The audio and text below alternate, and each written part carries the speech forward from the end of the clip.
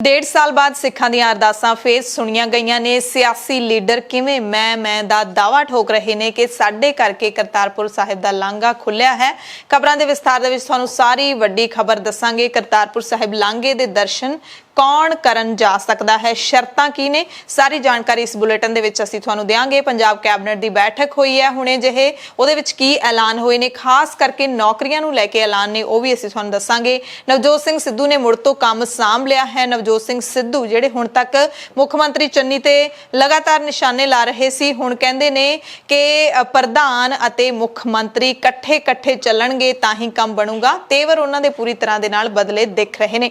Australia ਦੇ ਵਿੱਚ ਸਿੱਖ ਭਾਈਚਾਰੇ ਦੇ ਲਈ ਕੀ ਚੰਗੀ ਖਬਰ ਹੈ, ਉਹ ਵੀ ਤੁਹਾਨੂੰ ਦੱਸਾਂਗੇ। ਸਤਿ ਸ਼੍ਰੀ ਅਕਾਲ ਜੀ, ਐਮਰਜੈਂਸੀ ਬੁਲੇਟਿਨ ਦੇਖਣ ਵਾਲੇ ਸਾਰੇ ਦਰਸ਼ਕਾਂ ਦਾ ਸਵਾਗਤ ਹੈ।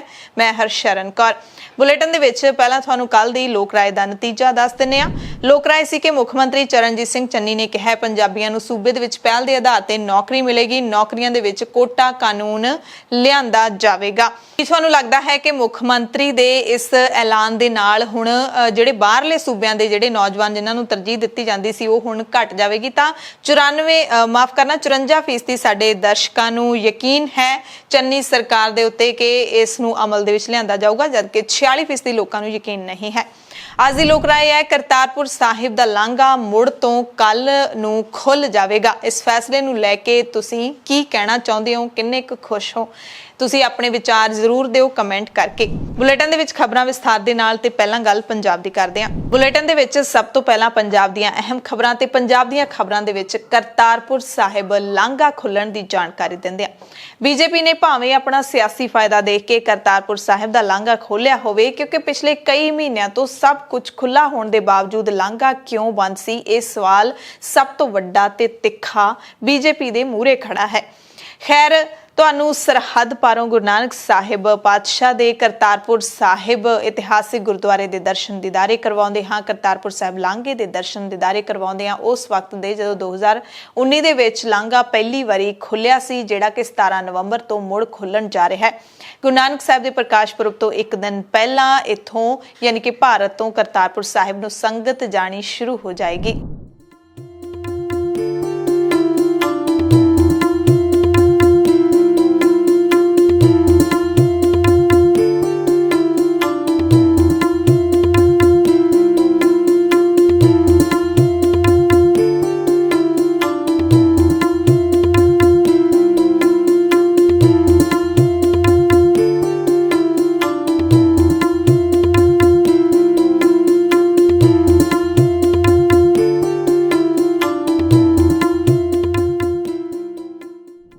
मोदी सरकार ने बुधवार यानी कि 17 नवंबर तो करतारपुर साहिब का लांघा मोड़ खोलने का फैसला लिया है। केंद्रीय मंत्री अमित शाह ने इसका ऐलान किया। शाह ने कहा एक वड्डा फैसला जिस दे नाल लखां सिख श्रद्धालुओं नूं फायदा होवेगा।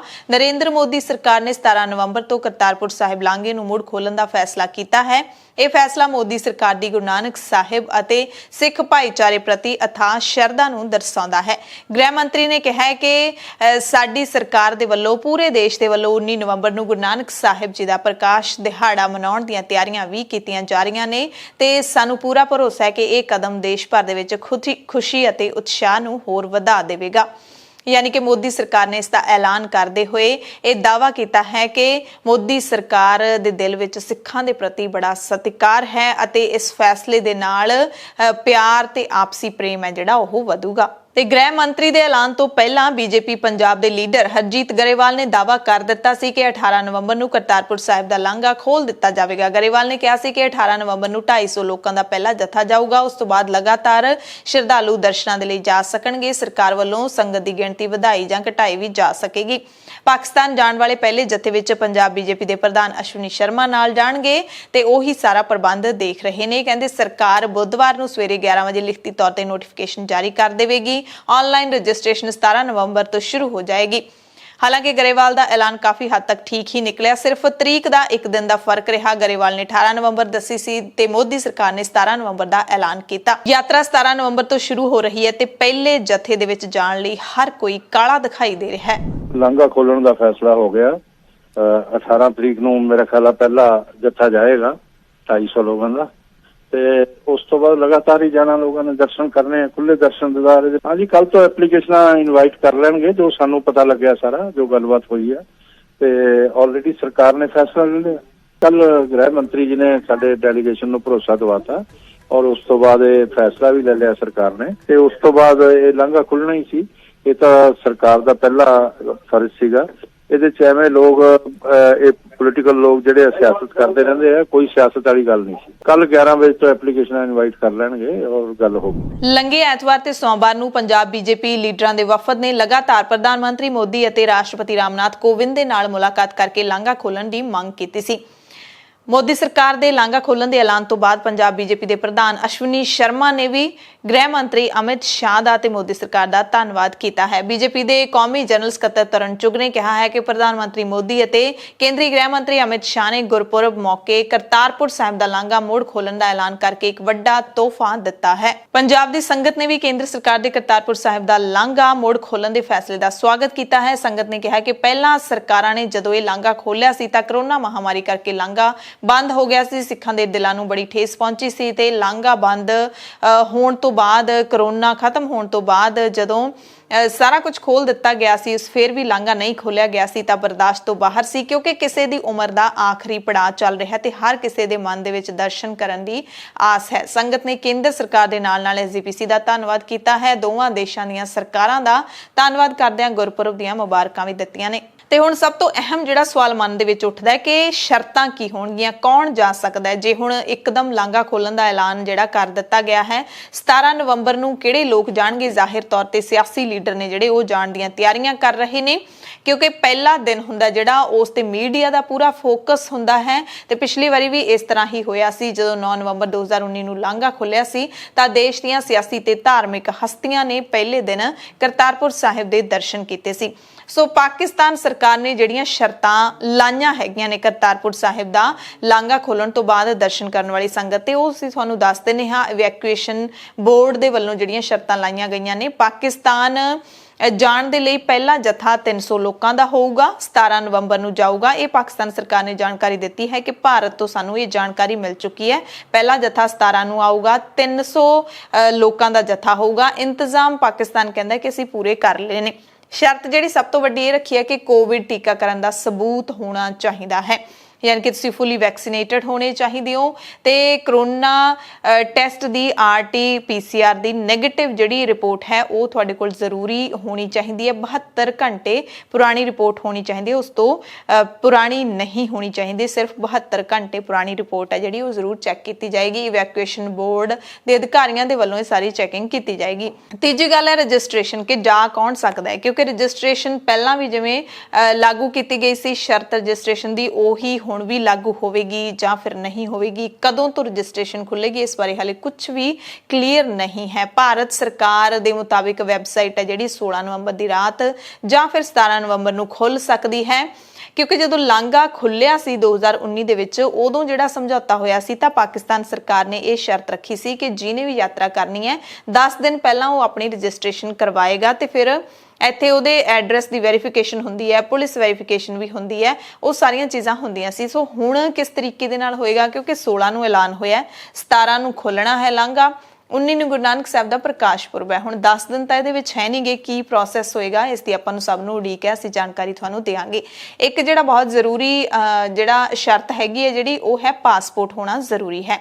ਵੀਜ਼ਾ ਨਹੀਂ ਲੱਗਿਆ ਹੋਣਾ ਚਾਹੀਦਾ ਉਹਦੇ ਉੱਤੇ, ਤੁਹਾਨੂੰ ਕਿਤੇ ਅੰਬੈਸੀ ਜਾਣ ਦੀ ਲੋੜ ਨਹੀਂ। ਪਾਸਪੋਰਟ ਸਿਰਫ ਤੁਹਾਡੇ ਪਛਾਣ ਪੱਤਰ ਵਜੋਂ ਜ਼ਰੂਰੀ ਹੈ। ਇੱਥੇ ਆਧਾਰ ਕਾਰਡ ਨਹੀਂ ਚੱਲਣਾ, ਕਿਉਂਕਿ ਇੱਕ ਕੰਟਰੀ ਤੋਂ ਦੂਸਰੀ ਕੰਟਰੀ ਦੇ ਵਿੱਚ ਤੁਸੀਂ ਜਾਣਾ ਹੈਗਾ, ਇਸ ਕਰਕੇ ਪਾਸਪੋਰਟ ਹੋਣਾ ਜ਼ਰੂਰੀ ਹੈ।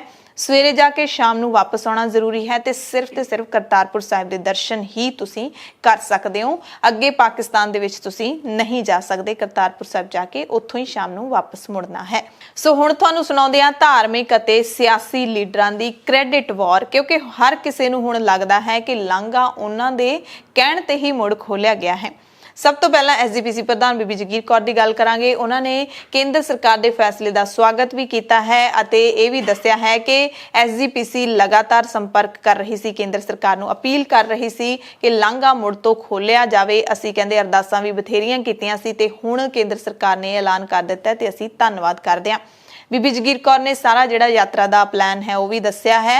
ਉਸ ਤੋਂ ਵੀ ਪਹਿਲਾਂ ਜਿਹੜਾ 17 ਨਵੰਬਰ ਨੂੰ ਅਟਾਰੀ ਵਾਗਾ ਸਰਹੱਦ ਦੇ ਰਾਹੀਂ ਜਿਹੜਾ ਜੱਥਾ ਜਾਣਾ ਹੈ ਉਹ ਆਲਰੇਡੀ ਜਾਏਗਾ। 855 ਦੀ ਗਿਣਤੀ ਦੇ ਵਿੱਚ ਇਹ ਜੱਥਾ ਜਾ ਰਿਹਾ ਹੈ। ਗੁਰੂ ਨਾਨਕ ਸਾਹਿਬ ਦੇ ਪ੍ਰਕਾਸ਼ ਪੁਰਬ ਮੌਕੇ ਤੇ 26 ਨਵੰਬਰ ਨੂੰ ਵਾਪਸ ਪਰਤੇਗਾ ਤੇ ਪ੍ਰਕਾਸ਼ ਪੁਰਬ ਵਾਲੇ ਦਿਨ ਐਸਜੀਪੀਸੀ ਦਾ ਜੱਥਾ ਕਰਤਾਰਪੁਰ ਸਾਹਿਬ ਲਾਂਘੇ ਦੇ ਰਾਹੀਂ ਜਾਏਗਾ। ਇਹ ਬੀਬੀ ਜਗੀਰ ਕੌਰ ਨੇ ਜਾਣਕਾਰੀ ਦਿੱਤੀ ਹੈ ਕਿ ਅਸੀਂ ਲਾਂਘੇ ਰਾਹੀਂ ਪ੍ਰਕਾਸ਼ ਪੁਰਬ ਵਾਲੇ ਦਿਨ 19 ਨਵੰਬਰ ਨੂੰ ਜਾਵਾਂਗੇ ਤੇ ਅਸੀਂ ਕਰਤਾਰਪੁਰ ਸਾਹਿਬ ਦੇ ਮੈਨੇਜਰ ਨੂੰ ਫੋਨ ਕਰਕੇ ਉੱਥੇ ਅਖੰਡ ਪਾਠ ਸਾਹਿਬ ਆਰੰਭ ਕਰਨ ਦੇ ਲਈ ਕਹਿ ਦਿੱਤਾ ਹੈ ਤੇ ਭੋਗ ਵਾਲੇ ਦਿਨ ਐਸਜੀਪੀਸੀ ਦਾ ਜੱਥਾ ਉੱਥੇ ਪਹੁੰਚੇਗਾ, ਯਾਨੀ ਕਿ 19 ਤਰੀਕ ਨੂੰ, ਤੇ ਕੀਰਤਨੀ ਜੱਥਾ ਵੀ ਨਾਲ ਸ਼ਾਮਿਲ ਹੋਵੇਗਾ। ਸੰਗਤ ਨੂੰ ਵੀ ਅਪੀਲ ਕੀਤੀ ਹੈ ਬੀਬੀ ਜਗੀਰ ਕੌਰ ਨੇ ਕਿ ਜਿਹਨੇ ਵੀ ਜਾਣਾ ਹੈਗਾ ਅਪਲਾਈ ਕਰਨਾ ਸ਼ੁਰੂ ਕਰ ਦਿਓ ਤੇ ਆਪਾਂ ਸਾਰੇ ਇਕੱਠੇ ਚੱਲਾਂਗੇ। ਪਰ ਅਪਲਾਈ ਕਿੱਥੇ ਕਰਨਾ ਹੈ ਉਹ ਹਾਲੇ ਸਪਸ਼ਟ ਨਹੀਂ ਹੈ ਕਿਉਂਕਿ ਵੈਬਸਾਈਟ ਵੀ ਹਾਲੇ ਨਹੀਂ ਚੱਲ ਰਹੀ।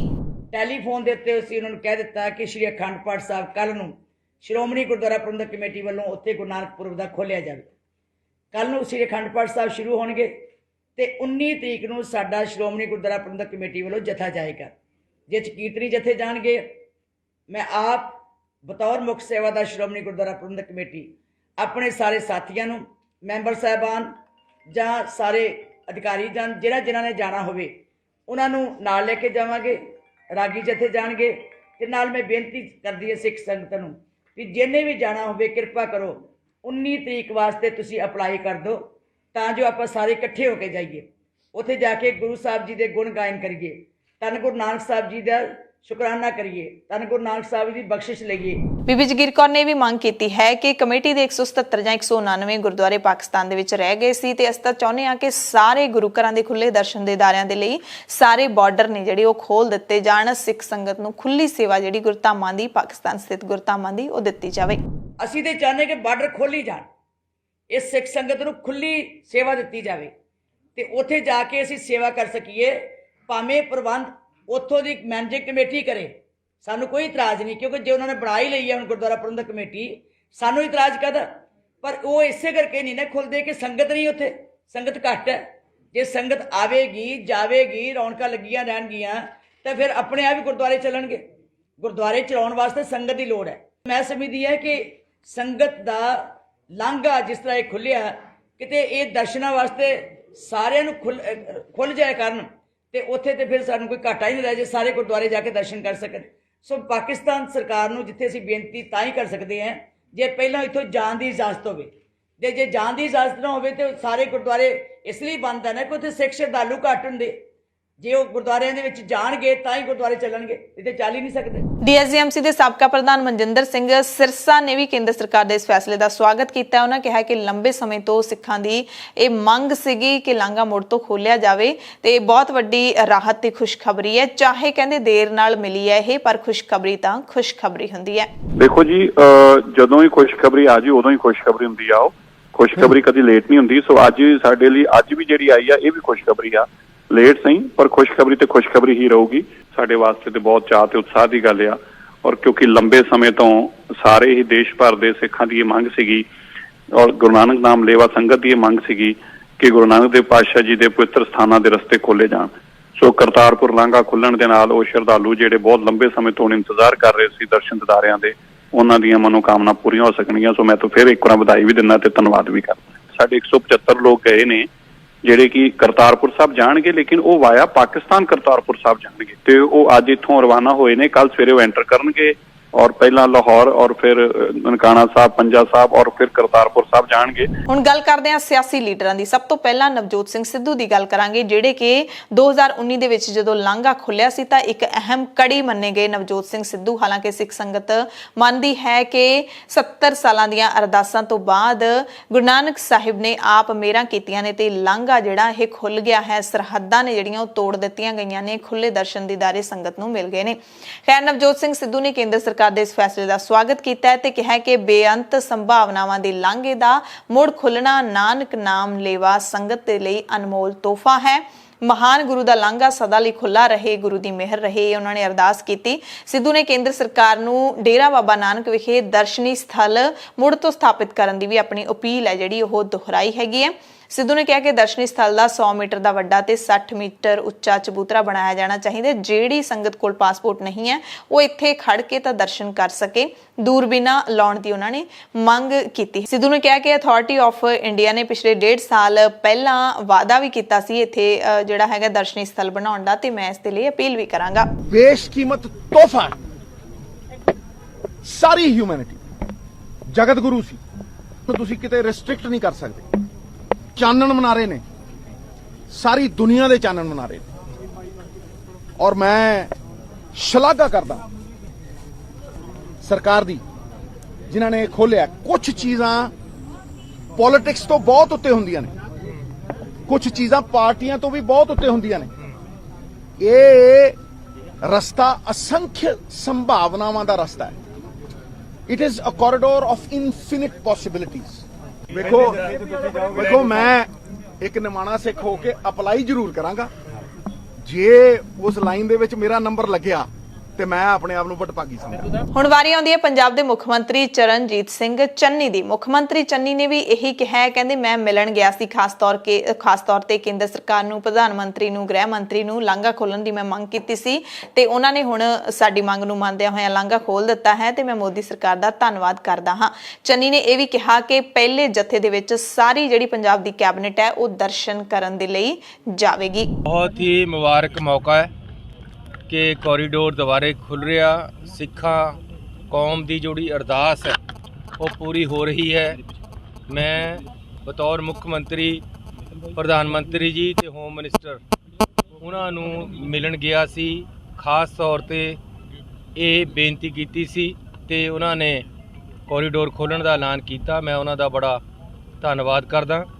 ਪਹਿਲਾ ਜਥਾ ਅਸੀਂ ਪੂਰੀ ਕੈਬਨਿਟ ਆਪਣੇ ਨਾਲ ਬਾਕੀ ਸੰਗਤਾਂ ਨੂੰ ਨਾਲ ਲੈ ਕੇ ਜਾਏਗੀ ਤੇ ਗੁਰੂ ਸਾਹਿਬ ਦੇ ਦਰਸ਼ਨ ਕਰਾਂਗੇ। ਸਾਰਿਆਂ ਨੂੰ ਬਹੁਤ-ਬਹੁਤ ਵਧਾਈ ਤੇ ਕੇਂਦਰ ਸਰਕਾਰ ਦਾ ਮੈਂ ਧੰਨਵਾਦ ਕਰਦਾ। 18 ਤਰੀਕ ਨੂੰ ਅਸੀਂ ਕੈਬਨਿਟ ਦੇ ਨਾਲ ਜਥਾ ਲੈ ਕੇ ਜਾਵਾਂਗੇ। ਪੰਜਾਬ ਦੇ ਸਾਬਕਾ ਮੁੱਖ ਮੰਤਰੀ ਕੈਪਟਨ ਅਮਰਿੰਦਰ ਸਿੰਘ ਨੇ ਵੀ ਪ੍ਰਧਾਨ ਮੰਤਰੀ ਨਰਿੰਦਰ ਮੋਦੀ ਤੇ ਗ੍ਰਹਿ ਮੰਤਰੀ ਅਮਿਤ ਸ਼ਾਹ ਦਾ ਕਰਤਾਰਪੁਰ ਲਾਂਘਾ ਮੋੜ ਖੋਲਣ ਦੇ ਲਈ ਧੰਨਵਾਦ ਕੀਤਾ ਹੈ। ਕੈਪਟਨ ਨੇ ਕਿਹਾ ਕਿ ਇਹ ਜਿਹੜਾ ਫੈਸਲਾ ਹੈ ਕੇਂਦਰ ਸਰਕਾਰ ਦਾ, ਗੁਰੂ ਨਾਨਕ ਸਾਹਿਬ ਦੇ ਪ੍ਰਕਾਸ਼ ਪੁਰਬ ਮੌਕੇ ਹਜ਼ਾਰਾਂ ਸੰਗਤਾਂ ਦੀ ਦਰਸ਼ਨ ਕਰਨ ਦੀ ਸਿੱਖ ਨੂੰ ਪੂਰਾ ਕਰੂਗਾ। ਇਸ ਤੋਂ ਪਹਿਲਾਂ ਇਸੇ ਦਿਨ ਹੀ ਸਵੇਰੇ ਕੈਪਟਨ ਅਮਰਿੰਦਰ ਸਿੰਘ ਨੇ ਟਵੀਟ ਵੀ ਕੀਤਾ ਸੀ, ਕਿਹਾ ਸੀ, ਮੰਗ ਕੀਤੀ ਸੀ ਕਿ ਕੇਂਦਰ ਸਰਕਾਰ ਪ੍ਰਕਾਸ਼ ਪੁਰਬ ਮੌਕੇ ਲਾਂਘਾ ਖੋਲੇ ਤੇ ਨਵਜੋਤ ਸਿੰਘ ਸਿੱਧੂ ਨੇ ਵੀ ਇਹੀ ਟਵੀਟ ਕੀਤਾ ਸੀ। ਅਕਾਲੀਆਂ ਨੇ ਵੀ ਖੁੱਲੇ ਦਿਲ ਨਾਲ ਕੇਂਦਰ ਸਰਕਾਰ ਦਾ ਧੰਨਵਾਦ ਕੀਤਾ ਹੈ। ਸ਼੍ਰੋਮਣੀ ਅਕਾਲੀ ਦਲ ਦੇ ਪ੍ਰਧਾਨ ਸੁਖਬੀਰ ਬਾਦਲ ਨੇ ਕਿਹਾ ਹੈ ਕਿ ਅਸੀਂ ਕੇਂਦਰ ਸਰਕਾਰ ਦੇ ਇਸ ਕਦਮ ਦਾ ਸਵਾਗਤ ਕਰਦੇ ਹਾਂ। ਉਹਨਾਂ ਨੇ ਵੀ ਕ੍ਰੈਡਿਟ ਵਾਰ ਦੇ ਵਿੱਚ ਜਿਹੜਾ ਹੈਗਾ ਆਪਣੀ ਦੌੜ ਪੂਰੀ ਕੀਤੀ ਹੈ। ਕਹਿੰਦੇ ਅਸੀਂ ਮੁੱਦਾ ਭਾਰਤ ਸਰਕਾਰ ਕੋਲ ਕਈ ਵਾਰੀ ਚੁੱਕਿਆ ਸੀਗਾ ਤੇ ਪਵਿੱਤਰ ਇਸ ਅਸਥਾਨ ਦੇ ਦਰਸ਼ਨ ਦੀਦਾਰਿਆਂ ਦੇ ਲਈ ਰੋਜ਼ਾਨਾ ਸੰਗਤ ਅਰਦਾਸ ਵੀ ਕਰਦੀ ਹੈ।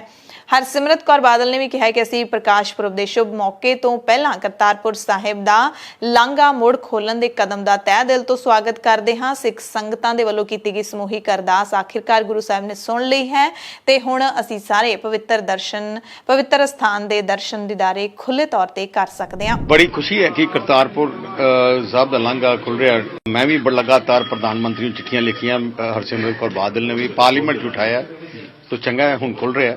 ਤੇ ਬਹੁਤ ਲੋਕਾਂ ਦੀ ਮੰਗ ਸੀ ਤੇ ਲੋਕਾਂ ਦੀ ਕੌਮ ਦੀ ਭਾਵਨਾ ਸੀ ਜਿਹੜੀ ਅੱਜ ਪੂਰੀ ਹੋ ਰਹੀ ਹੈ। ਸੋ 1.5 ਸਾਲ ਬਾਅਦ ਸਿੱਖ ਸੰਗਤ ਦੇ ਲਈ ਕਰਤਾਰਪੁਰ ਸਾਹਿਬ ਦਾ ਲਾਂਘਾ ਮੁੜ ਤੋਂ ਖੁੱਲਣਾ ਕੋਈ ਘੱਟ ਖੁਸ਼ੀ ਦੀ ਗੱਲ ਨਹੀਂ ਹੈ। ਸਾਰਿਆਂ ਦੇ ਅੰਦਰੋਂ ਅੰਦਰੀ ਹੁਣ ਤਰੰਗਾਂ ਤਾਂਘ ਉੱਠਣ ਲੱਗ ਪਈ ਹੈ ਕਿ ਕਦੋਂ ਜਾ ਕੇ ਉਸ ਧਰਤੀ ਨੂੰ ਚੁੰਮ ਲਈਏ ਜਿੱਥੇ ਗੁਰੂ ਨਾਨਕ ਸਾਹਿਬ ਪਾਤਸ਼ਾਹ ਨੇ ਆਪਣੇ ਜੀਵਨ ਦੇ, ਆਪਣੀ ਜ਼ਿੰਦਗੀ ਦੇ ਅਨਮੋਲ ਸਾਲ ਨੇ ਜਿਹੜੇ ਉਹ ਗੁਜ਼ਾਰੇ ਸੀ ਤੇ ਉੱਥੇ ਰਹਿੰਦਿਆਂ ਉਹਨਾਂ ਨੇ ਮਨੁੱਖਤਾ ਦਾ ਭਲਾ ਕੀਤਾ ਸੀ।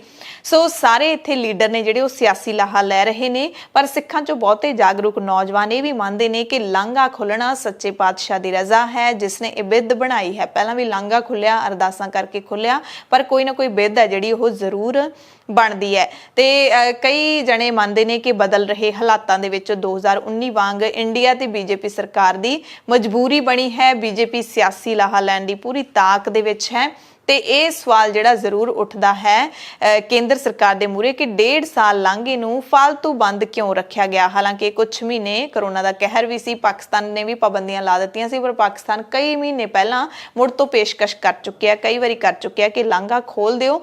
ਤੇ ਸਿੱਖ ਇਹ ਮੰਨਦੇ ਨੇ ਕਿ ਕਿਸੇ ਸਿਆਸੀ ਪਾਰਟੀ ਦਾ ਅਹਿਸਾਨ ਨਹੀਂ ਹੈ, ਇਹ ਅਕਾਲ ਪੁਰਖ ਦੀ ਸੱਚੇ ਪਾਤਸ਼ਾਹ ਦੀ ਮਿਹਰ ਹੈ। ਮੰਗਲਵਾਰ ਸ਼ਾਮ ਨੂੰ ਮੁੱਖ ਮੰਤਰੀ ਚਰਨਜੀਤ ਸਿੰਘ ਚੰਨੀ ਦੀ ਅਗਵਾਈ ਦੇ ਵਿੱਚ ਪੰਜਾਬ ਕੈਬਨਿਟ ਦੀ ਬੈਠਕ ਹੋਈ ਹੈ। ਇਸ ਬੈਠਕ ਦੇ ਵਿੱਚ ਖਾਸ ਤੌਰ ਤੇ ਪੰਜਾਬੀ ਨੌਜਵਾਨਾਂ ਨੂੰ ਰੁਜ਼ਗਾਰ ਦੇਣ ਦਾ ਮਸਲਾ ਜਿਹੜਾ ਉਹ ਵਿਚਾਰਿਆ ਗਿਆ। ਇਸ ਦੇ ਵਿੱਚ ਜਿਹੜਾ ਇਹ ਸੀ ਗੱਲ, ਇਹ ਫੈਸਲਾ ਲੈਣਾ ਸੀ ਕਿ ਪੰਜਾਬ ਦੇ ਨੌਜਵਾਨਾਂ ਨੂੰ ਕਿੰਨੇ ਫੀਸਦੀ ਪਹਿਲ ਦਿੱਤੀ ਜਾਊਗੀ ਨੌਕਰੀਆਂ ਦੇ ਵਿੱਚ, ਕਿਉਂਕਿ ਸੋਮਵਾਰ ਨੂੰ ਹੀ ਮੁੱਖ ਮੰਤਰੀ ਚੰਨੀ ਨੇ ਐਲਾਨ ਕੀਤਾ ਹੈ ਕਿ ਪੰਜਾਬ ਦੇ ਨੌਜਵਾਨਾਂ ਨੂੰ ਹਰੇਕ ਨੌਕਰੀ ਦੇ ਵਿੱਚ ਪਹਿਲ ਮਿਲੂਗੀ। ਉਹਦੇ ਲਈ ਕੋਟਾ ਜਿਹੜਾ ਹੈਗਾ ਉਹ ਨਿਰਧਾਰਿਤ ਕੀਤਾ ਜਾਊਗਾ। ਇਸ ਦੇ ਲਈ ਬੈਠਕ ਦੇ ਵਿੱਚ 5 ਮੈਂਬਰੀ ਕਮੇਟੀ ਦਾ ਗਠਨ ਕਰ ਦਿੱਤਾ ਗਿਆ ਹੈ ਤੇ ਇਹ ਜਿਹੜੀ ਕਮੇਟੀ ਹੈ ਪੰਜਾਬ ਦੇ ਵਿੱਚ ਨੌਕਰੀਆਂ ਦੀਆਂ ਸੰਭਾਵਨਾਵਾਂ ਦੇ ਉੱਤੇ ਮੰਥਨ ਕਰੇਗੀ। ਮੰਥਨ ਕਰਨ ਤੋਂ ਬਾਅਦ ਫੈਸਲਾ ਲਿਆ ਜਾਊਗਾ ਕਿ ਕਿੰਨੇ ਫੀਸਦੀ ਪੰਜਾਬ ਦੇ ਨੌਜਵਾਨਾਂ ਨੂੰ ਨੌਕਰੀਆਂ ਦਿੱਤੀਆਂ ਜਾਣਗੀਆਂ, ਪਹਿਲ ਦੇ ਵਿੱਚ ਕਿੰਨੀ ਕੁ ਫੀਸਦ ਹੋਏਗੀ ਤੇ ਉਸ ਤੋਂ ਬਾਅਦ ਫਿਰ ਇਹ ਅਮਲ ਦੇ ਵਿੱਚ ਆਊਗਾ। ਹੁਣ ਸਮਾਂ ਸਰਕਾਰ ਦੇ ਕੋਲ ਘੱਟ ਹੈਗਾ, ਫਿਲਹਾਲ ਤੱਕ ਕਮੇਟੀ ਬਣਾਈ ਗਈ ਹੈ। ਰਾਜਕੁਮਾਰ ਵੇਰਕਾ ਜਿਹੜੇ ਕੈਬਨਿਟ ਮੰਤਰੀ ਨੇ, ਉਹਨਾਂ ਨੇ ਇਹ ਜਾਣਕਾਰੀ ਦਿੱਤੀ ਕਿ ਪੰਜਾਬ ਦੇ ਨੌਜਵਾਨਾਂ ਨੂੰ ਹੀ ਨੌਕਰੀਆਂ 'ਚ ਪਹਿਲ ਦੇਵਾਂਗੇ, ਪਰ ਜਿਹੜੇ ਹੋਰ ਸੂਬਿਆਂ ਦੇ ਨੌਜਵਾਨ ਕੰਮ ਕਰ ਰਹੇ ਨੇ ਉਹਨਾਂ ਨੂੰ ਵੀ ਹਟਾਇਆ ਨਹੀਂ ਜਾਏਗਾ। ਇਹ ਸਾਫ਼ ਕਰ ਦਿੱਤਾ ਹੈ ਕੈਬਨਿਟ ਨੇ। ਸਰਕਾਰ ਨੇ ਐਲਾਨ ਕੀਤਾ ਹੈ 5000 ਹੋਮਗਾਰਡਾਂ ਦੀ ਭਰਤੀ ਕੀਤੀ ਜਾਊਗੀ। ਨਰਸਿੰਗ ਸਟਾਫ ਲਈ ਵੀ ਹੁਣ ਵਿਭਾਗ ਹੀ ਪਾਲਿਸੀ ਤਿਆਰ ਕਰੂਗਾ ਤੇ ਵਿਭਾਗ ਹੀ ਭਰਤੀ ਕਰੂਗਾ। ਪਹਿਲਾਂ SSS ਬੋਰਡ ਹੈ ਜਿਹੜਾ ਉਹ ਭਰਤੀ ਕਰਦਾ ਸੀ। ਕਰੋਨਾ ਕਾਲ ਦੇ ਵਿੱਚ ਜਿਹੜਾ ਨਰਸਿੰਗ ਸਟਾਫ ਭਰਤੀ ਕੀਤਾ ਗਿਆ ਸੀ ਉਸ ਨੂੰ ਹਟਾਇਆ ਨਹੀਂ ਜਾਵੇਗਾ। ਇਹ ਵੱਡਾ ਐਲਾਨ ਕੀਤਾ ਗਿਆ ਹੈ ਚੰਨੀ ਸਰਕਾਰ ਦੇ ਵੱਲੋਂ, ਕਿਉਂਕਿ ਸੂਬੇ ਦੇ ਹਰ ਜ਼ਿਲ੍ਹੇ ਦੇ ਵਿੱਚ ਕਰੋਨਾ ਕਾਲ ਦੇ ਵਿੱਚ ਜਿਹੜੇ ਕਿ ਮੋਰਲੀ ਕਤਾਰ ਦੇ ਵਿੱਚ ਕੰਮ ਕਰਨ ਵਾਲੇ ਵਲੰਟੀਅਰ ਸੀ ਉਹਨਾਂ ਨੂੰ ਹਟਾ ਦਿੱਤਾ ਗਿਆ ਸੀ ਤੇ ਉਹ ਲਗਾਤਾਰ ਧਰਨੇ ਮੁਜ਼ਾਹਰੇ ਕਰ ਰਹੇ ਸੀ। ਉਹਨਾਂ ਦੇ ਲਈ ਰਾਹਤ ਭਰਿਆ ਐਲਾਨ ਹੈਗਾ। ਸੀਨੀਅਰਿਟੀ ਤਹਿਤ ਇਹਨਾਂ ਨੂੰ ਤਰੱਕੀ ਵੀ ਦਿੱਤੀ ਜਾਊਗੀ ਤੇ ਨਵੇਂ AG ਦੀ ਨਿਯੁਕਤੀ ਬਾਰੇ ਬੁੱਧਵਾਰ ਸ਼ਾਮ ਤੱਕ ਫੈਸਲਾ ਲੈ ਲਿਆ ਜਾਏਗਾ। ਪੰਜਾਬ ਕੈਬਨਿਟ ਦੀ ਮੀਟਿੰਗ ਅਗਲੇ 2-3 ਦਿਨ ਤੱਕ ਫਿਰ ਹੋਵੇਗੀ। ਪੰਜਾਬ ਕਾਂਗਰਸ ਦੇ ਪ੍ਰਧਾਨ ਨਵਜੋਤ ਸਿੰਘ ਸਿੱਧੂ ਨੇ ਕੇਂਦਰ ਸਰਕਾਰ ਨੂੰ ਇਹ ਵੀ ਅਪੀਲ ਕੀਤੀ ਸੀ ਕਰਤਾਰਪੁਰ ਸਾਹਿਬ ਲਾਂਘਾ ਖੋਲਣ ਦੇ ਨਾਲ ਕਿ ਪ੍ਰਕਾਸ਼ ਪੁਰਬ ਦੇ ਮੌਕੇ ਤਿੰਨੇ ਖੇਤੀ ਕਾਨੂੰਨਾਂ ਨੂੰ ਰੱਦ ਕੀਤਾ ਜਾਵੇ, ਕਿਉਂਕਿ ਇਹ ਦਿਨ ਗੁਰੂ ਸਾਹਿਬਾਨ ਦੇ ਸ਼ਾਂਤੀ, ਸਦਭਾਵਨਾ ਤੇ ਭਾਈਚਾਰੇ ਦੇ ਸੰਦੇਸ਼ ਨੂੰ ਮੁੜ ਪ੍ਰਤੀਬਿੰਬਿਤ ਕਰਦਾ ਹੈ, ਦਰਸਾਉਂਦਾ ਹੈ। ਲੁਧਿਆਣਾ ਤੋਂ ਖਬਰ ਹੈ ਜਿੱਥੇ ਦਾਖਾ ਹਲਕੇ ਤੋਂ ਅਕਾਲੀ ਵਿਧਾਇਕ ਮਨਪ੍ਰੀਤ ਸਿੰਘ ਇਆਲੀ ਤੇ ਹੋਰ ਵੱਡੇ ਕਾਰੋਬਾਰੀਆਂ ਦੇ ਘਰਾਂ ਦੇ ਵਿੱਚ ਆਮਦਨ ਕਰ ਵਿਭਾਗ ਨੇ ਛਾਪੇਮਾਰੀ ਕੀਤੀ। ਸਵੇਰ ਤੋਂ ਲੈ ਕੇ ਸ਼ਾਮ ਤੱਕ ਲਗਾਤਾਰ ਵਿਭਾਗ ਦੀ ਟੀਮ ਹੈ ਜਿਹੜੀ ਉਹ ਇਆਲੀ ਦੇ ਘਰ ਦੇ ਵਿੱਚ ਅਤੇ ਮੁੱਲਾਂਪੁਰ ਦਫ਼ਤਰ, ਗੋਲਫ ਲਿੰਕ ਅਤੇ CRPF ਨੂੰ ਨਾਲ ਲੈ ਕੇ ਛਾਪੇਮਾਰੀ ਹੈ ਜਿਹੜੀ ਉਸ ਨੂੰ ਅੰਜਾਮ ਦਿੱਤਾ ਗਿਆ। ਸਵੇਰੇ 6 ਵਜੇ ਦੇ ਕਰੀਬ ਛਾਪਾ ਵੱਜਿਆ ਸੀ ਤੇ ਵਿਭਾਗ ਦੇ 70 ਦੇ ਕਰੀਬ ਅਧਿਕਾਰੀ ਨੇ ਜਿਹੜੇ ਉਹ ਇਆਲੀ ਦੇ ਘਰ ਪਹੁੰਚੇ ਸੀ। ਅਕਾਲੀ ਵਿਧਾਇਕ ਹੈਗੇ ਨੇ ਮਨਪ੍ਰੀਤ ਸਿੰਘ ਇਆਲੀ। ਅਮਰੀਕਾ ਦੇ CDC ਯਾਨੀ ਕਿ ਰੋਗ ਨਿਯੰਤਰਣ ਤੇ ਰੋਕਥਾਮ ਕੇਂਦਰ ਨੇ ਭਾਰਤ ਦੀ ਯਾਤਰਾ ਕਰਨ ਵਾਲੇ ਅਮਰੀਕੀਆਂ ਦੇ ਲਈ ਲੈਵਲ 1 ਨੋਟਿਸ ਜਾਰੀ ਕੀਤਾ ਹੈ। CDC ਨੇ ਕਿਹਾ ਕਿ ਜੇ ਕਿਸੇ ਨੇ ਆਪਣਾ ਟੀਕਾਕਰਨ ਪੂਰਾ ਕਰ ਲਿਆ ਤਾਂ ਵਾਇਰਸ ਹੋਣ ਦੇ ਜ਼ੋਖਮ ਨੂੰ ਘਟਾਇਆ ਜਾ ਸਕਦਾ ਹੈ।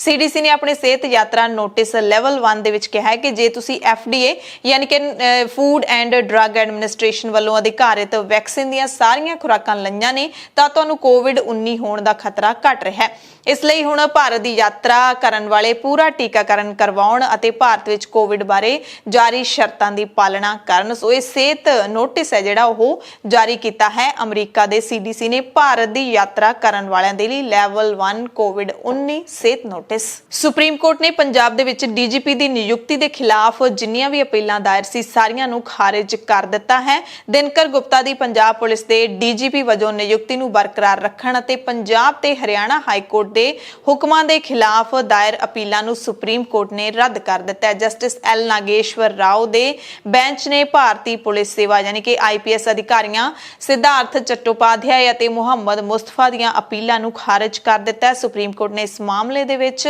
15 ਸਤੰਬਰ ਨੂੰ ਸਾਰੀਆਂ ਧਿਰਾਂ ਨੂੰ ਸੁਣਿਆ। ਦਰਅਸਲ ਇਹਨਾਂ ਅਪੀਲਾਂ ਦੇ ਵਿੱਚ ਗੁਪਤਾ ਨੂੰ ਪੰਜਾਬ ਦਾ DGP ਨਿਯੁਕਤ ਕਰਨ ਦੇ ਹੁਕਮਾਂ ਨੂੰ ਚੁਣੌਤੀ ਦਿੱਤੀ ਗਈ ਸੀ। ਬੈਂਚ ਨੇ ਕਿਹਾ ਕਿ ਪਟੀਸ਼ਨਾਂ ਨੂੰ ਅਸੀਂ ਖਾਰਿਜ ਕਰਦੇ ਹਾਂ। 15 ਸਤੰਬਰ ਨੂੰ ਮਾਮਲੇ ਨੂੰ ਸੁਣਦਿਆਂ ਅਦਾਲਤ ਨੇ ਕਿਹਾ ਸੀ ਕਿ ਫੈਸਲਾ ਬਾਅਦ ਵਿੱਚ ਸੁਣਾਵਾਂਗੇ। 1987 ਬੈਚ ਦੇ ਭਾਰਤੀ ਪੁਲਿਸ ਸੇਵਾ ਦੇ ਅਧਿਕਾਰੀ ਗੁਪਤਾ ਦੇ ਛੁੱਟੀ ਤੇ ਜਾਣ ਤੋਂ ਬਾਅਦ ਸੀਨੀਅਰ IPS ਅਧਿਕਾਰੀ ਇਕਬਾਲਪ੍ਰੀਤ ਸਿੰਘ ਸਹੋਤਾ ਨੂੰ ਪੰਜਾਬ ਦੇ DGP ਦਾ ਵਾਧੂ ਚਾਰਜ ਦਿੱਤਾ ਗਿਆ ਹੈ। ਪੰਜਾਬ ਤੇ ਹਰਿਆਣਾ ਹਾਈ ਕੋਰਟ ਨੇ 21 ਜਨਵਰੀ ਜਨਵਰੀ 2020 ਨੂੰ ਕੇਂਦਰੀ ਪ੍ਰਬੰਧਕੀ ਟ੍ਰਿਬਿਊਨਲ ਯਾਨੀ ਕਿ ਕੈਟ ਦੇ ਹੁਕਮਾਂ ਤੇ ਰੋਕ ਲਾ ਦਿੱਤੀ ਸੀ, ਜਿਸ ਨੇ ਗੁਪਤਾ ਦੀ ਡੀਜੀਪੀ ਵਜੋਂ ਨਿਯੁਕਤੀ ਨੂੰ ਰੱਦ ਕਰ ਦਿੱਤਾ ਸੀ। ਗੁਪਤਾ ਨੂੰ 2019 ਦੇ ਵਿੱਚ ਡੀਜੀਪੀ ਨਿਯੁਕਤ ਕੀਤਾ ਗਿਆ ਸੀ ਅਤੇ ਗੁਪਤਾ ਦੀ ਨਿਯੁਕਤੀ ਨੂੰ ਚੁਣੌਤੀ ਇਸ ਕਰਕੇ ਦਿੱਤੀ ਗਈ ਸੀ ਕਿਉਂਕਿ ਮੁਸਤਫਾ ਤੇ ਚਟੋਪਾਧਿਆਏ ਸਮੇਤ 5 ਸੀਨੀਅਰ ਅਧਿਕਾਰੀਆਂ ਨੂੰ ਪਿੱਛੇ ਕਰਕੇ ਗੁਪਤਾ ਨੂੰ ਲਾ ਦਿੱਤਾ ਗਿਆ ਸੀ। ਸੀਨੀਅਰਿਟੀ ਨੂੰ ਬਿਲਕੁਲ ਹੀ ਜਿਹੜਾ ਹੈਗਾ ਦਰਕਿਨਾਰ ਕਰ ਦਿੱਤਾ ਗਿਆ ਸੀ। ਇਸ ਤੋਂ ਪਹਿਲਾਂ ਦੇ ਆਪਣੇ ਕਾਰਜਕਾਲ ਦੇ ਵਿੱਚ ਗੁਪਤਾ ਨੂੰ ਡੀਜੀਪੀ ਇੰਟੈਲੀਜੈਂਸ ਪੰਜਾਬ ਤੈਨਾਤ ਕੀਤਾ ਗਿਆ ਸੀ। ਸੀਬੀਆਈ ਯਾਨੀ ਕਿ ਕੇਂਦਰੀ ਜਾਂਚ ਬਿਊਰੋ ਨੇ ਇੰਟਰਨੈਟ ਤੇ ਬੱਚਿਆਂ ਦੇ ਜਿਨਸੀ ਸ਼ੋਸ਼ਣ ਬਾਰੇ ਸਮੱਗਰੀ ਦੇ ਪ੍ਰਸਾਰਣ ਨਾਲ ਸੰਬੰਧਿਤ ਦਰਜ 23 ਮਾਮਲਿਆਂ ਤੇ ਕਾਰਵਾਈ ਕਰਦਿਆਂ 14 ਸੂਬਿਆਂ ਦੇ ਵਿੱਚ 83 ਲੋਕਾਂ ਨਾਲ ਸੰਬੰਧਿਤ 76 ਥਾਵਾਂ ਤੇ ਛਾਪੇਮਾਰੀ ਕੀਤੀ, ਯਾਨੀ ਕਿ ਪੰਜਾਬ ਸਣੇ 14 ਸੂਬਿਆਂ ਦੇ ਵਿੱਚ ਛਾਪੇਮਾਰੀ ਹੋਈ ਹੈ। ਇੰਟਰਨੈਟ ਤੇ ਬੱਚਿਆਂ ਦੇ ਜਿਨਸੀ ਸ਼ੋਸ਼ਣ ਬਾਰੇ ਸਮੱਗਰੀ ਨੂੰ ਲੈ ਕੇ ਸੀਬੀਆਈ ਦੇ ਬੁਲਾਰੇ ਆਰਸੀ ਜੋਸ਼ੀ ਦੇ ਦੱਸਣ ਦੇ ਮੁਤਾਬਿਕ ਆਂਧਰਾ ਪ੍ਰਦੇਸ਼, ਦਿੱਲੀ, ਯੂਪੀ, ਪੰਜਾਬ, ਬਿਹਾਰ, ਉੜੀਸਾ, ਤਾਮਿਲਨਾਡੂ, ਰਾਜਸਥਾਨ, ਮਹਾਰਾਸ਼ਟਰ, ਗੁਜਰਾਤ, ਹਰਿਆਣਾ, ਛੱਤੀਸਗੜ੍ਹ, ਮੱਧ ਪ੍ਰਦੇਸ਼ ਤੇ ਹਿਮਾਚਲ ਪ੍ਰਦੇਸ਼ ਦੇ ਵਿੱਚ ਤਲਾਸ਼ੀ ਲਈ ਗਈ ਹੈ। ਧਰਨਿਆਂ ਮੁਜ਼ਾਹਰਿਆਂ ਦੀ ਗੱਲ ਕਰ ਲਈਏ ਤਾਂ Punjab federation of university and college teachers ਦੇ ਵੱਲੋਂ ਆਪਣੀਆਂ ਮੰਗਾਂ ਦੇ ਲਈ ਸੂਬੇ ਭਰ ਦੇ ਵਿੱਚ ਮੰਤਰੀਆਂ ਦੇ ਘਰਾਂ ਤੇ ਦਫ਼ਤਰਾਂ ਦੇ ਨੇੜੇ ਧਰਨੇ ਦਿੱਤੇ ਗਏ। ਪਟਿਆਲਾ ਦੇ ਵਿੱਚ ਬ੍ਰਹਮ ਮਹਿੰਦਰਾ ਦੀ ਵਾਈਪੀਐਸ ਚੌਂਕ ਨੇੜੇ ਸਥਿਤ ਰਿਹਾਇਸ਼ ਦੇ ਨੇੜੇ ਧਰਨਾ ਦਿੱਤਾ ਗਿਆ। ਬਠਿੰਡਾ ਦੇ ਵਿੱਚ ਵਿੱਤ ਮੰਤਰੀ ਮਨਪ੍ਰੀਤ ਬਾਦਲ ਦੇ ਦਫ਼ਤਰ ਦੇ ਕੋਲੇ ਧਰਨਾ ਦਿੱਤਾ ਗਿਆ ਤੇ ਉਧਰ ਪਟਿਆਲਾ ਦੇ ਵਿੱਚ ਜਿੱਥੇ 15 ਨਵੰਬਰ ਦੀ ਰਾਤ ਨੂੰ ਨਵਜੋਤ ਸਿੰਘ ਸਿੱਧੂ ਧਰਨਾਕਾਰੀਆਂ ਨੂੰ ਮਿਲਣ ਲਈ ਪਹੁੰਚੇ ਸੀ ਤੇ ਇੱਕ ਤਿੱਖਾ ਸ਼ੇਅਰ ਉਹਨਾਂ ਨੇ ਸਰਕਾਰ ਦੀ ਹਿੱਕ ਦੇ ਉੱਤੇ ਮਾਰਿਆ ਸੀ, ਉੱਥੇ ਹੀ ਤੜਕੇ 16 ਨਵੰਬਰ ਦੀ ਤੜਕੇ ਪੰਜਾਬ ਰਾਜ ਬਿਜਲੀ ਨਿਗਮ ਲਿਮਟਿਡ ਯਾਨੀ ਕਿ ਪਾਵਰਕਾਮ ਦੇ ਦਫ਼ਤਰ ਮੂਹਰੇ ਤੇ ਅੰਦਰ ਆਪਣੀਆਂ ਮੰਗਾਂ ਨੂੰ ਲੈ ਕੇ ਰੋਸ ਮੁਜ਼ਾਹਰਾ ਕਰਨ ਵਾਲੇ ਪ੍ਰਦਰਸ਼ਨਕਾਰੀਆਂ ਦੇ ਕੋਲ ਵੀ ਸਿੱਧੂ ਪਹੁੰਚੇ। ਪ੍ਰਦਰਸ਼ਨਕਾਰੀਆਂ ਨੇ ਪਾਵਰਕਾਮ ਦੇ ਗੇਟ ਬੰਦ ਕੀਤੇ ਹੋਏ ਨੇ। ਕੁਝ ਪ੍ਰਦਰਸ਼ਨਕਾਰੀ ਤਾਂ ਪੌੜੀਆਂ ਦੇ ਵਿੱਚ ਬੈਠੇ ਨੇ ਤੇ ਗ੍ਰਿਲ ਗੇਟ ਵੀ ਬੰਦ ਕੀਤੇ ਹੋਏ ਨੇ। ਨਵਜੋਤ ਸਿੰਘ ਸਿੱਧੂ ਨੇ ਪ੍ਰਦਰਸ਼ਨਕਾਰੀਆਂ ਦੇ ਨਾਲ ਗੱਲਬਾਤ ਕਰਦਿਆਂ ਭਰੋਸਾ ਦਿੱਤਾ ਹੈ ਕਿ ਸਾਰੀਆਂ ਮੰਗਾਂ ਤੁਹਾਡੀਆਂ ਮਨਵਾਵਾਂਗੇ। ਸਰਕਾਰ ਨੇ ਕੁਝ ਸਮੇਂ ਦੇ ਵਿੱਚ ਕਹਿੰਦੇ ਚੰਗੇ ਕੰਮ ਕਰ ਦਿੱਤੇ ਨੇ, ਤਾਂ ਹਾਲੇ ਸ਼ੁਰੂਆਤ ਹੈ, ਹਾਲੇ ਅੱਗੇ ਬਹੁਤ ਕੁਝ ਹੋਣਾ ਹੈ ਤੇ ਪ੍ਰਦਰਸ਼ਨਕਾਰੀਆਂ ਨੇ ਵੀ ਮੰਗਾਂ ਮੰਨਣ ਤੇ ਸਿੱਧੂ ਦੀ ਹਮਾਇਤ ਕਰਨ ਦਾ ਭਰੋਸਾ ਦੇ ਦਿੱਤਾ। ਨਵਜੋਤ ਸਿੰਘ ਸਿੱਧੂ ਨੇ ਪੰਜਾਬ ਕਾਂਗਰਸ ਦੇ ਪ੍ਰਧਾਨ ਵਜੋਂ ਆਪਣਾ ਕਾਰਜਭਾਰ ਮੁੜ ਸਾਂਭ ਲਿਆ ਹੈ, ਦਫ਼ਤਰ ਸਾਂਭ ਲਿਆ ਹੈ। ਹੁਣ ਉਹ ਆਪਣਾ ਕੰਮ ਹੈ ਜਿਹੜਾ ਪੰਜਾਬ ਕਾਂਗਰਸ ਦੇ ਪ੍ਰਧਾਨ ਵਜੋਂ ਕਰਨਗੇ। ਉਸ ਤੋਂ ਬਾਅਦ ਚਾਰਜ ਸਾਂਭਣ ਤੋਂ ਬਾਅਦ ਨਵਜੋਤ ਸਿੰਘ ਸਿੱਧੂ ਨੇ ਪ੍ਰੈਸ ਨੂੰ ਸੰਬੋਧਨ ਕੀਤਾ ਤੇ ਜਦੋਂ ਕਾਰਜਭਾਰ ਸਾਂਭਿਆ ਤਾਂ ਮੁੱਖ ਮੰਤਰੀ ਚਰਨਜੀਤ ਸਿੰਘ ਚੰਨੀ ਵੀ ਖਾਸ ਤੌਰ ਤੇ ਪਹੁੰਚੇ ਹੋਏ ਸੀ। ਵੱਡਾ ਐਲਾਨ ਕਰਦਿਆਂ ਸਿੱਧੂ ਨੇ ਕਿਹਾ ਕਿ ਵਿਧਾਨ ਸਭਾ ਦੀਆਂ ਅਗਲੀਆਂ ਚੋਣਾਂ ਸੱਤਾ ਵਿੱਚ ਆਉਣ ਲਈ ਨਹੀਂ ਸਗੋਂ ਲੋਕਾਂ ਦੀ ਜ਼ਿੰਦਗੀ ਸੁਧਾਰਨ ਦੇ ਲਈ ਲੜੀਆਂ ਜਾਣਗੀਆਂ। ਪੰਜਾਬ ਦੀ ਤਕਦੀਰ ਬਦਲਣ ਦੇ ਲਈ ਜਿਹੜਾ ਰੋਡ ਮੈਪ ਅਸੀਂ ਤਿਆਰ ਕੀਤਾ ਹੈ ਉਸ ਨੂੰ ਪਾਰਟੀ ਹਾਈ ਕਮਾਂਡ ਦੇ ਵੱਲੋਂ ਕਹਿੰਦੇ ਪ੍ਰਵਾਨਗੀ ਦਿੱਤੀ ਜਾ ਚੁੱਕੀ ਹੈ। ਸਿੱਧੂ ਨੇ ਦਾਅਵਾ ਕੀਤਾ ਕਿ ਕਾਂਗਰਸ ਦੀ ਸਰਕਾਰ ਬਣਨ ਤੇ 25 ਸਾਲਾਂ ਤੋਂ ਕਰਜ਼ੇ ਲੈ ਕੇ ਸੂਬੇ ਨੂੰ ਚਲਾਉਣ ਦਾ ਟ੍ਰੈਂਡ ਅਸੀਂ ਬਦਲ ਦਿਆਂਗੇ। ਜਨਤਾ ਵੱਲੋਂ ਇਕੱਠੇ ਕੀਤੇ ਟੈਕਸ ਨੂੰ 2 ਤੋਂ 3 ਗੁਣਾ ਕਰਕੇ ਉਹਨਾਂ ਦੀ ਭਲਾਈ ਦੇ ਲਈ ਲਾਇਆ ਜਾਵੇਗਾ। ਉਹਨਾਂ ਨੇ ਇਹ ਵੀ ਕਿਹਾ ਕਿ ਪੰਜਾਬ ਨੂੰ ਮੁੜ ਤੋਂ ਪੈਰਾਂ ਭਾਰ ਖੜਾ ਕੀਤਾ ਜਾਵੇਗਾ। ਚੇਤਾਵਨੀ ਵੀ ਦਿੱਤੀ ਕਿ ਜੇ ਹੁਣ ਨਾ ਸੰਭਲੇ ਤਾਂ ਮੌਕਾ ਹੱਥ ਨਹੀਂ ਲੱਗਣਾ। ਸਿੱਧੂ ਜਿਨ੍ਹਾਂ ਦੇ ਤੇਵਰ ਪਹਿਲਾਂ ਬਦਲੇ ਨਜ਼ਰ ਆਏ ਸੀ, ਉਹਨਾਂ ਨੇ ਕਿਹਾ ਕਿ ਪਾਰਟੀ ਪ੍ਰਧਾਨ ਤੇ ਮੁੱਖ ਮੰਤਰੀ ਇੱਕੋ ਰੱਥ ਦੇ 2 ਪਹੀਏ ਨੇ, ਦੋਵਾਂ ਨੂੰ ਨਾਲ-ਨਾਲ ਚੱਲਣਾ ਪਵੇਗਾ। ਇਹ ਸਿੱਧੂ ਦੇ ਬਦਲੇ ਹੋਏ ਤੇਵਰ ਨੇ, ਬਹੁਤ ਜ਼ਿਆਦਾ ਬਦਲੇ ਹੋਏ ਤੇਵਰ ਆਪਾਂ ਕਹਿ ਸਕਦੇ ਹਾਂ। ਪੰਜਾਬ ਦੇ ਵਿੱਚ ਕਾਂਗਰਸ ਪਾਰਟੀ ਦੇ ਸੰਗਠਨ ਬਾਰੇ ਬੋਲਦਿਆਂ ਸਿੱਧੂ ਨੇ ਕਿਹਾ ਕਿ ਜ਼ਿਲ੍ਹਾ ਪ੍ਰਧਾਨਾਂ ਤੇ ਬੁਲਾਰਿਆਂ ਦੀਆਂ ਸੂਚੀਆਂ ਤਿਆਰ ਹੋ ਚੁੱਕੀਆਂ ਨੇ, ਅਗਲੇ ਹਫ਼ਤੇ ਜਾਰੀ ਕਰ ਦਿਆਂਗੇ। ਕਿਹਾ ਕਿ ਕਾਂਗਰਸ ਨੇੜਲੇ ਭਵਿੱਖ ਦੇ ਵਿੱਚ ਇੱਕ ਇਤਿਹਾਸਿਕ ਸ਼ਕਤੀ ਦਾ ਪ੍ਰਦਰਸ਼ਨ ਕਰੇਗੀ। ਅਗਲੀਆਂ ਚੋਣਾਂ ਵਿੱਚ ਕਾਂਗਰਸ ਦੀ ਬਿਹਤਰ ਕਾਰਗੁਜ਼ਾਰੀ ਦਾ ਦਾਅਵਾ ਵੀ ਸਿੱਧੂ ਨੇ ਕਰ ਦਿੱਤਾ। ਕਹਿੰਦੇ ਉਮੀਦਵਾਰਾਂ ਨੂੰ ਟਿਕਟਾਂ ਸਰਵੇ ਤੇ ਪਰਫਾਰਮੈਂਸ ਦੇ ਆਧਾਰ ਤੇ ਦਿੱਤੀਆਂ ਜਾਣਗੀਆਂ। ਵੱਡਾ ਜਿਹੜਾ ਐਲਾਨ ਸਿੱਧੂ ਨੇ ਕੀਤਾ ਹੈ ਕਿ ਜੋ ਸਰਵੇ ਦੇ ਦੌਰਾਨ ਸਾਹਮਣੇ ਆਏਗਾ ਕਿ ਉਮੀਦਵਾਰਾਂ ਨੇ ਕੀ ਕੰਮ ਕੀਤਾ ਹੈ, ਕੀ ਪਰਫਾਰਮੈਂਸ ਉਹਨਾਂ ਦੀ ਰਹੀ ਹੈ, ਉਸ ਦੇ ਆਧਾਰ ਤੇ ਟਿਕਟ ਮਿਲੂਗੀ। ਜ਼ਰੂਰੀ ਨਹੀਂ ਕਿ ਸਿਟਿੰਗ ਐਮਐਲਏ ਨੂੰ ਹੀ ਟਿਕਟ ਮਿਲੇਗੀ, ਪਰਫਾਰਮੈਂਸ ਦੇ ਆਧਾਰ ਤੇ ਟਿਕਟ ਮਿਲੇਗੀ। ਇਸ ਮੌਕੇ ਹਰੀਸ਼ ਚੌਧਰੀ ਵੀ ਨਾਲ ਮੌਜੂਦ ਸਨ। ਉਹਨਾਂ ਤੋਂ ਜਦੋਂ ਪੱਤਰਕਾਰਾਂ ਨੇ ਪੁੱਛਿਆ ਕਿ ਪੰਜਾਬ ਦੇ ਵਿੱਚ ਮੁੱਖ ਮੰਤਰੀ ਦਾ ਚਿਹਰਾ ਕਿਹੜਾ ਹੋਵੇਗਾ ਤਾਂ ਹਰੀਸ਼ ਚੌਧਰੀ ਨੇ ਕਿਹਾ ਕਿ ਹਰੇਕ ਪੰਜਾਬੀ ਪੰਜਾਬ ਦੇ ਮੁੱਖ ਮੰਤਰੀ ਦਾ ਚਿਹਰਾ ਹੈ, ਯਾਨੀ ਕਿ ਇਸ ਸਵਾਲ ਨੂੰ ਹਾਲ ਦੀ ਘੜੀ ਟਾਲ ਦਿੱਤਾ ਗਿਆ। ਤੁਹਾਨੂੰ ਕਾਂਗਰਸ ਦੀ ਤਾਕਤ ਵੀ ਦਿਖਾਵਾਂਗੇ, ਤੁਹਾਨੂੰ ਪਤਾ ਲੱਗੂ, ਧਰਤੀ ਹਿੱਲੂ। ਮੈਂ ਤੁਹਾਨੂੰ ਕਹਿਣਾ ਕਿ ਤੁਹਾਨੂੰ ਪਤਾ ਲੱਗੂ, ਤੁਹਾਨੂੰ ਅਹਿਸਾਸ ਹੋਊ ਕਿ ਕਾਂਗਰਸ ਪੰਜਾਬ ਦੇ ਚੱਪੇ ਚੋਂ ਸੰਗਠਿਤ ਤੌਰ ਦੇ ਉੱਤੇ ਲੜ ਰਹੀ ਹੈ ਔਰ ਲੋਕਾਂ ਦੀ ਭਲਾਈ ਦੇ ਵਾਸਤੇ ਲੜ ਰਹੀ ਹੈ। ਜਿਹੜੀਆਂ ਗੱਲਾਂ ਮੈਂ ਕਹੀਆਂ ਨੇ ਉਹਦਾ ਪ੍ਰਮਾਣ ਇਹ ਹੈ ਕਿ ਭਾਈ, ਮੈਂ ਹਿੰਦੀ ਚ ਵੀ ਕਹਿ ਦਿੰਦਾ ਕਿ ਜਿਹੜਾ ਲਾਅ ਐਂਡ ਆਰਡਰ ਦੇ ਇਸ਼ੂਜ਼ ਨੇ ਉਹਦੇ 'ਚ ਗੁਰੂ ਸਾਹਿਬ ਦੀ ਬੇਅਦਬੀ ਵੀ ਆ ਜਾਂਦੀ ਹੈ, ਡਰੱਗਸ ਵਾਲਾ ਇਸ਼ੂ ਵੀ ਆ ਜਾਂਦਾ ਹੈ, ਔਰ ਉਹਦੇ 'ਚ BSF ਵਾਲੀ ਗੱਲ ਵੀ ਆ ਜਾਂਦੀ ਹੈ। ਇਹਨਾਂ ਇਸ਼ੂਜ਼ ਨੂੰ ਛੱਡ ਕੇ ਬਾਕੀ ਪੰਜਾਬ ਦੇ ਸਮਸਤ ਇਸ਼ੂਜ਼ ਇਨਕਮ ਤੇ ਖੜੇ ਨੇ। ਪੰਜਾਬ ਦੇ ਖਜ਼ਾਨਾ ਮੰਤਰੀ ਮਨਪ੍ਰੀਤ ਬਾਦਲ ਨੇ ਦੇਸ਼ ਦੇ ਖਜ਼ਾਨਾ ਮੰਤਰੀ ਨਿਰਮਲਾ ਸੀਤਾਰਮਨ ਨੂੰ ਕਿਹਾ ਹੈ ਕਿ ਪੰਜਾਬ ਵੀ ਵਿਸ਼ੇਸ਼ ਪੈਕੇਜ ਦਾ ਹੱਕਦਾਰ ਹੈ। ਹਿਮਾਚਲ, ਜੰਮੂ ਕਸ਼ਮੀਰ ਤੇ ਉੱਤਰਾਖੰਡ ਦੇ ਵਾਂਗ ਕਹਿੰਦੇ ਦੇਸ਼ ਤੇ ਬਾਹਰੀ ਹਮਲਿਆਂ ਸਮੇਂ ਪੰਜਾਬ ਹਮੇਸ਼ਾ ਖੜਗ ਭੁਜਾ ਬਣ ਕੇ ਡਟਿਆ ਰਿਹਾ ਹੈ ਤੇ ਡਟਿਆ ਰਹਿੰਦਾ ਹੈ। ਇਸ ਲਈ ਕੇਂਦਰ ਸਰਕਾਰ ਬਜਟ ਦੀ ਵੰਡ ਤੋਂ ਇਲਾਵਾ ਗੁਆਂਢੀ ਸੂਬਿਆਂ ਨੂੰ ਦਿੱਤੇ ਗਏ ਵਿਸ਼ੇਸ਼ ਪੈਕੇਜ ਵਾਂਗੂ ਪੰਜਾਬ ਨੂੰ ਵਿਸ਼ੇਸ਼ ਫੰਡ ਦੇਣ ਲਈ ਆਰਥਿਕ ਪੱਖ ਦੇ ਨਾਲ-ਨਾਲ ਸੁਰੱਖਿਆ ਦੇ ਪੱਖ ਤੋਂ ਵੀ ਵਿਚਾਰ ਕਰੇ। ਪੰਜਾਬ ਦੇ ਵਿੱਤ ਮੰਤਰੀ ਮਨਪ੍ਰੀਤ ਬਾਦਲ ਨੇ ਕੇਂਦਰੀ ਮੰਤਰੀ ਨਿਰਮਲਾ ਸੀਤਾਰਮਨ ਦੇ ਨਾਲ ਆਨਲਾਈਨ ਗੱਲਬਾਤ ਦੇ ਵਿੱਚ ਇਹ ਮੰਗ ਕੀਤੀ ਹੈ। ਮੁਲਕ ਦੇ ਵਿੱਚ ਨਿਵੇਸ਼, ਬੁਨਿਆਦੀ ਢਾਂਚੇ ਤੇ ਵਿਕਾਸ ਨੂੰ ਹੁਲਾਰਾ ਦੇਣ ਬਾਰੇ ਇਸ ਮੀਟਿੰਗ ਦੇ ਵਿੱਚ ਚਰਚਾ ਕੀਤੀ ਗਈ। ਖਜ਼ਾਨਾ ਮੰਤਰੀ ਮਨਪ੍ਰੀਤ ਬਾਦਲ ਨੇ ਪੰਜਾਬ ਨੂੰ ਵਿਸ਼ੇਸ਼ ਪੈਕੇਜ ਦੇਣ ਦੀ ਮੰਗ ਜ਼ੋਰਦਾਰ ਤਰੀਕੇ ਦੇ ਨਾਲ ਚੁੱਕਦਿਆਂ ਜਾਣਕਾਰੀ ਦਿੱਤੀ ਨਿਰਮਲਾ ਸੀਤਾਰਮਨ ਨੂੰ ਕਿ ਸਰਹੱਦੀ ਸੂਬਾ ਵੀ ਆਪਣੇ ਗੁਆਂਢੀ ਸੂਬਿਆਂ ਹਿਮਾਚਲ ਪ੍ਰਦੇਸ਼, ਜੰਮੂ ਤੇ ਉੱਤਰਾਖੰਡ ਵਾਂਗ ਵਿਸ਼ੇਸ਼ ਪੈਕੇਜ ਦਾ ਹੱਕਦਾਰ ਹੈ। ਉਹਨਾਂ ਕਿਹਾ ਕਿ ਪੰਜਾਬ ਦੇ ਵਸਨੀਕ ਬਹੁਤ ਮਿਹਨਤੀ ਨੇ। ਪੰਜਾਬ ਨੂੰ ਸਿਰਫ ਭੂਗੋਲਿਕ ਸਥਿਤੀ ਵਜੋਂ ਹੀ ਨਾ ਵਿਚਾਰਿਆ ਜਾਵੇ ਕਿਉਂਕਿ ਸੂਬੇ ਨੇ 1947, 1962, ਫਿਰ 1965 ਤੇ 1971 ਵਿੱਚ ਦੇਸ਼ ਦੀ ਲੜਾਈ ਲੜਨ ਤੋਂ ਇਲਾਵਾ ਸਰਹੱਦ ਪਾਰੋਂ ਗੁਆਂਢੀ ਮੁਲਕਾਂ ਦੇ ਵੱਲੋਂ ਫੈਲਾਏ ਅੱਤਵਾਦ ਖਿਲਾਫ ਵੀ 10 ਸਾਲਾਂ ਤੱਕ ਕੌਮੀ ਲੜਾਈ ਲੜੀ ਹੈ ਤੇ ਕਿਉਂ ਪੰਜਾਬ ਵਿਸ਼ੇਸ਼ ਪੈਕੇਜ ਦਾ ਹੱਕਦਾਰ ਨਹੀਂ ਹੈ। ਹੁਣ ਦੇਖੋ ਪੰਜਾਬ ਦੀ ਇਸ ਖਾਸ ਮੰਗ ਦੇ ਉੱਤੇ ਬੀਜੇਪੀ ਦੀ ਜਿਹੜੀ ਮੋਦੀ ਸਰਕਾਰ ਹੈ ਉਹ ਕੀ ਫੈਸਲਾ ਲੈਂਦੀ ਹੈ। ਪੰਜਾਬ ਕਾਂਗਰਸ ਦੇ ਪ੍ਰਧਾਨ ਨਵਜੋਤ ਸਿੰਘ ਸਿੱਧੂ ਦੇ ਖਿਲਾਫ ਜਿਹੜੀ ਮਾਣਹਾਨੀ ਦੀ ਕਾਰਵਾਈ ਸ਼ੁਰੂ ਕਰਨ ਨੂੰ ਲੈ ਕੇ ਅਰਜ਼ੀ ਦਾਖਲ ਕੀਤੀ ਗਈ ਹੈ, ਉਸ ਤੇ ਮੰਗਲਵਾਰ ਨੂੰ ਹਰਿਆਣਾ ਦੇ ਐਡਵੋਕੇਟ ਜਨਰਲ ਦੇ ਮੂਹਰੇ ਸੁਣਵਾਈ ਹੋਈ। ਏਜੀ ਨੇ ਮਾਮਲੇ ਦੇ ਵਿੱਚ ਵਕੀਲ ਪਰਮਜੀਤ ਸਿੰਘ ਦੀਆਂ ਦਲੀਲਾਂ ਸੁਣੀਆਂ, ਤੱਥਾਂ ਬਾਰੇ ਜਾਣਕਾਰੀ ਮੰਗੀ। ਅਗਲੀ ਸੁਣਵਾਈ ਹੁਣ 25 ਨਵੰਬਰ ਨੂੰ ਨਿਸ਼ਚਿਤ ਕੀਤੀ ਗਈ ਹੈ। ਸਿੱਧੂ ਵਿਰੁੱਧ ਪਟੀਸ਼ਨ ਐਡਵੋਕੇਟ ਪਰਮਜੀਤ ਸਿੰਘ ਬਾਜਵਾ ਦੇ ਵੱਲੋਂ ਦਾਖਲ ਕੀਤੀ ਗਈ ਹੈ। ਨਵਜੋਤ ਸਿੰਘ ਸਿੱਧੂ ਦੇ ਵਿਰੁੱਧ ਟਵਿੱਟਰ ਪੋਸਟਾਂ ਨੂੰ ਲੈ ਕੇ ਅਦਾਲਤ ਵਿੱਚ ਕ੍ਰਿਮੀਨਲ ਕੰਟੈਂਪਟ ਅਧੀਨ ਪਟੀਸ਼ਨ ਦਾਖਲ ਕੀਤੀ ਗਈ ਹੈ। ਅਰਜ਼ੀ ਵਿੱਚ ਸਿੱਧੂ ਵੱਲੋਂ ਕੀਤੇ ਗਏ ਟਵੀਟਾਂ ਦੇ ਸਕਰੀਨਸ਼ਾਟ ਵੀ ਨੱਥੀ ਕੀਤੇ ਗਏ ਨੇ। ਸੁਣਵਾਈ ਦੌਰਾਨ ਐਡਵੋਕੇਟ ਨੇ ਕਿਹਾ ਕਿ ਨਵਜੋਤ ਸਿੰਘ ਸਿੱਧੂ ਵੱਲੋਂ ਜਿਹੜੇ ਟਵੀਟਾਂ ਨੂੰ ਲੈ ਕੇ ਪਟੀਸ਼ਨ ਦਾਖਲ ਕੀਤੀ ਗਈ ਹੈ ਉਹ ਅਦਾਲਤ ਵਿੱਚ ਚੱਲ ਰਹੇ ਬਹੁਤ ਕਰੋੜੀ ਡਰੱਗ ਮਾਮਲਿਆਂ ਤੋਂ ਪਹਿਲਾਂ ਕੀਤੇ ਗਏ ਨੇ। ਯਾਨੀ ਕਿ ਸਿੱਧੂ ਨੇ ਅਦਾਲਤ ਦੀ ਕਾਰਵਾਈ ਨੂੰ ਪ੍ਰਭਾਵਿਤ ਕਰਨ ਦੀ ਕੋਸ਼ਿਸ਼ ਕੀਤੀ ਹੈ, ਅਦਾਲਤ ਤੇ ਦਬਾਅ ਬਣਾਉਣ ਦੀ ਕੋਸ਼ਿਸ਼ ਕੀਤੀ ਹੈ। ਇਹ ਇਲਜ਼ਾਮ ਹੈ ਜਿਹੜਾ ਉਹ ਸਿੱਧੂ ਤੇ ਲੱਗਿਆ। ਖਬਰ ਸਿਟੀ ਬਿਊਟੀਫੁਲ ਚੰਡੀਗੜ੍ਹ ਤੋਂ ਹੈ, ਜਿੱਥੇ ਪੰਜਾਬ ਇੰਜੀਨੀਅਰਿੰਗ ਕਾਲਜ ਯਾਨੀ ਕਿ ਪੈਕ ਦੇ ਵਿੱਚ ਦੇਸ਼ ਦੇ ਰਾਸ਼ਟਰਪਤੀ ਰਾਮਨਾਥ ਕੋਵਿੰਦ ਦੀ ਆਮਦ ਦੇ ਚੰਡੀਗੜ੍ਹ ਦੀਆਂ ਸੜਕਾਂ ਤੇ ਟ੍ਰੈਫਿਕ ਰੂਟ ਬਦਲ ਦਿੱਤੇ ਗਏ। ਚੰਡੀਗੜ੍ਹ ਦੇ ਵਿੱਚ ਥਾਂ-ਥਾਂ ਤੇ ਜਾਮ ਲੱਗ ਗਏ। ਇਸ ਕਾਰਨ ਟ੍ਰੈਫਿਕ ਪੁਲਿਸ ਨੂੰ ਆਵਾਜਾਈ ਆਮ ਵਾਂਗ ਕਰਨ ਦੇ ਵਿੱਚ ਕਾਫੀ ਜਦੋਜਹਿਦ ਕਰਨੀ ਪਈ। ਸ਼ਹਿਰ ਦੇ ਵਿੱਚ ਟ੍ਰੈਫਿਕ ਜਾਮ ਕਰਕੇ ਵਾਸੀਆਂ ਨੂੰ ਕਾਫੀ ਦਿੱਕਤਾਂ ਦਾ ਸਾਹਮਣਾ ਕਰਨਾ ਪਿਆ। ਲੋਕਾਂ ਨੂੰ ਆਪਣੇ ਕੰਮ-ਕਾਜ ਤੇ ਜਾਣ ਲਈ ਵੀ ਕਾਫੀ ਮੁਸ਼ਕਲਾਂ ਪੇਸ਼ ਆਈਆਂ। ਜ਼ੀਰਕਪੁਰ ਵਾਲੇ ਪਾਸੇ ਤੋਂ ਪੰਜਾਬ, ਹਰਿਆਣਾ ਤੇ ਹੋਰ ਸੂਬਿਆਂ ਤੋਂ ਆਉਣ ਵਾਲੇ ਲੋਕਾਂ ਨੂੰ ਬਹੁਤ ਜ਼ਿਆਦਾ ਮੁਸ਼ਕਲਾਂ ਆਈਆਂ।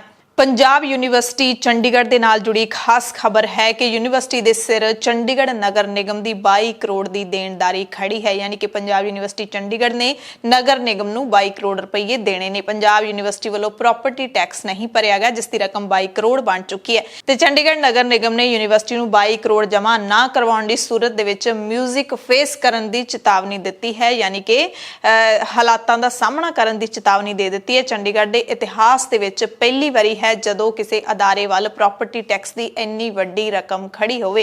ਯੂਨੀਵਰਸਿਟੀ ਦੇ ਵੱਲੋਂ ਚਾਲੂ ਵਿੱਤੀ ਸਾਲ ਦੌਰਾਨ 68 ਲੱਖ ਰੁਪਏ ਪ੍ਰਾਪਰਟੀ ਟੈਕਸ ਦੇ ਪੈਸੇ ਜਮ੍ਹਾਂ ਕਰਵਾਏ ਜਾ ਚੁੱਕੇ ਨੇ, ਪਰ ਹਾਲੇ ਤੱਕ ਵੀ ਕਰੋੜਾਂ ਰੁਪਈਆਂ ਦੀ ਰਕਮ ਖੜੀ ਹੈ।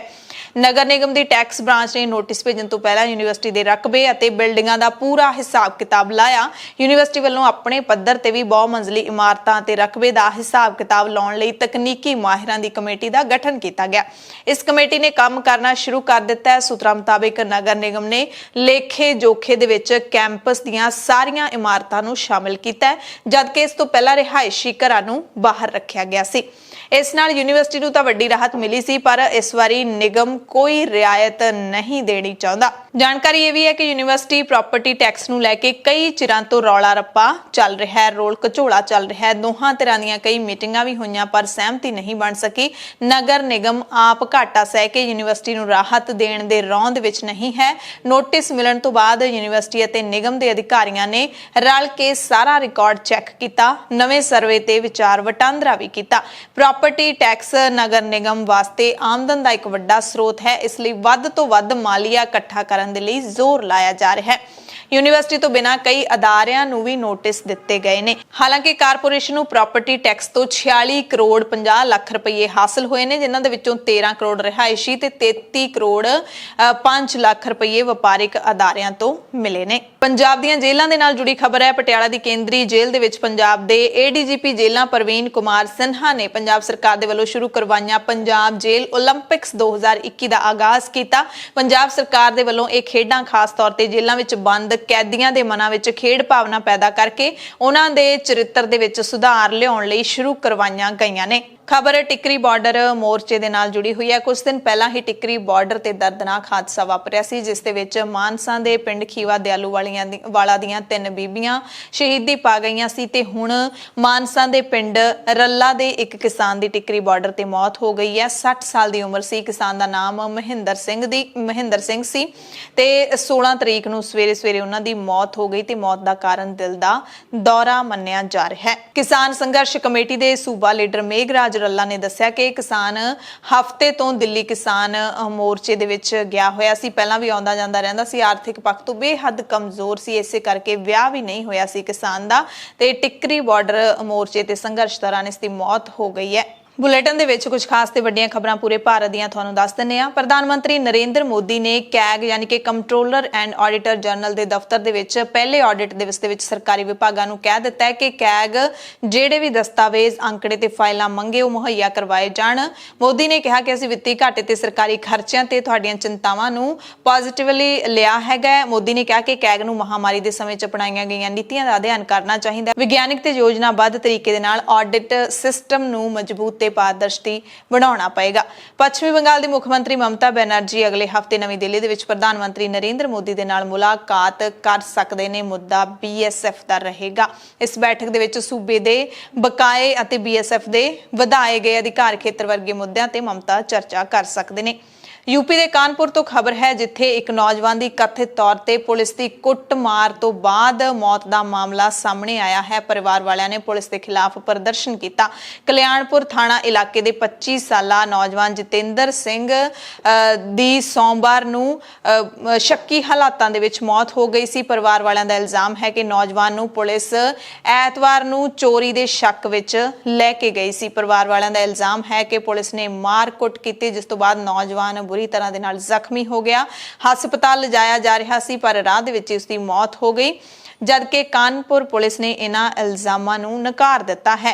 DCP कानपुर ने दस्सिया है कि नौजवान की मौत हस्पताल दे विच हुई है ते उसदी लाश दा जिहड़ा पोस्टमार्टम ओह करवावांगे असीं ते उस तों बाद पता लग जाएगा। पर जे हस्पताल दे विच भी नौजवान की मौत हुई है तो उन्होंने हस्पताल दे विच ले जाण दी नौबत क्यों आई? क्योंकि पुलिस ने कुੱਟਮਾਰ कीती सी ते जाहिर तौर ते जिहड़ी मौत है वो तां कुੱਟਮਾਰ करके ही हुई है।